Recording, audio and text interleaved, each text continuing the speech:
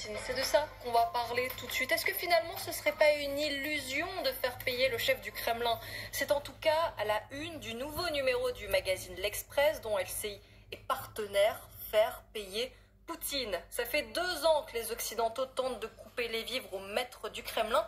Et cet après-midi encore, un nouveau paquet de sanctions a été décidé par l'Union européenne. Effectivement, le 13e en 2 ans, mais pour quelle efficacité?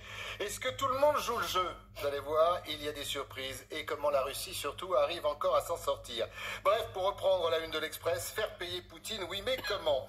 Alors, pour se mettre tout de suite dans le bain, parce que c'est important, je vous propose d'écouter un certain Vladimir Poutine. C'était il n'y a pas longtemps pourtant, le 2 février. Alors, Vladimir Poutine, les sanctions, ça vous dit quelque chose ou pas? Écoutez. L'Occident nous a prédit la récession, l'échec, l'effondrement, que sous la pression des sanctions, nous allons reculer, nous rendre, nous effondrer. J'aimerais leur faire un geste familier, mais je ne le ferai pas, car des femmes sont dans la salle. Voilà, et autre réaction du président russe, est-ce que les sanctions ont eu leur effet? Je suis sûre que vous avez une petite idée. Je répète que les sanctions anti-russes ne sont qu'un moyen, comme l'ont déclaré les dirigeants occidentaux eux-mêmes, de faire souffrir nos citoyens. Ils veulent faire souffrir les gens et déstabiliser notre société de l'intérieur.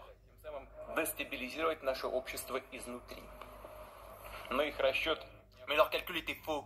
L'économie et le système de gestion russe se sont avérés bien plus solides qu'on ne le croyait en Occident. De plus, les initiateurs des sanctions se punissent. Ils ont provoqué hausse des prix, fermeture et crise énergétique dans leur propre pays.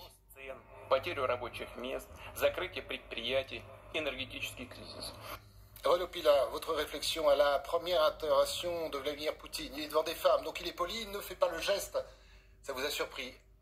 Elle a été peu diffusée, celle-là. Oui. Bon, je suis pas surpris par le style de Vladimir Poutine, mais c'est vrai que malheureusement, sur ses déclarations, on peut lui donner assez raison.